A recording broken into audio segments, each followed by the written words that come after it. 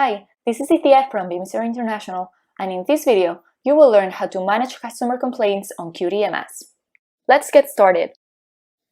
If you watched the introductory video about QDMS, you'll remember that there are two types of customer complaints, internal and external, to differentiate between the complaints coming from employees and the ones coming from customers or suppliers. In this example, I'll create a new external customer complaint submitted by a company that I'm calling XYZ.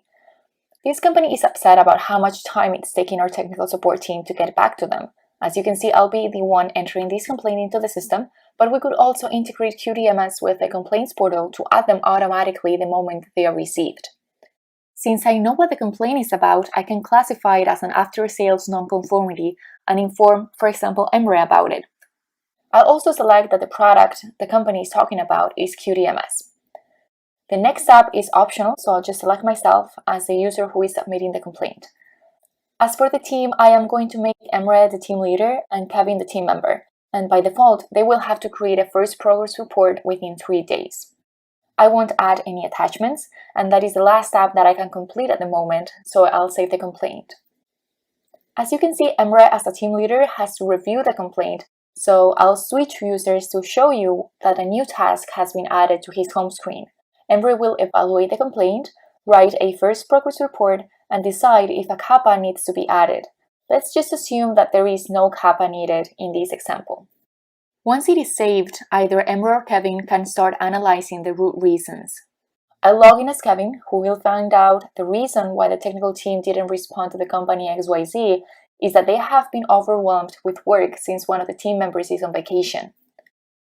Emre will be responsible for the action, but Kevin will be the performer. The action that needs to be taken is simply to study the problem the company has and get back to them. Once Kevin completes the action, he can click on the Perform Action icon to say that the problem has been solved. Emre in this case will be the one submitting a final report, and it will be the turn of my user to close the complaint since I was the one who opened it. As you can see, I could create a new action if I consider the complaint should not be closed. I could select the follow-up option, or I could simply close the request. The follow-up basically is a way of making sure the problem doesn't happen again within the next few days, weeks, or months. So I will say that the team has to pay special attention to this customer over the next month so that they are truly satisfied with our after-sales technical support. When the time comes, Kevin will write a follow-up report saying there were no further problems regarding this customer, and I will be able to close the request.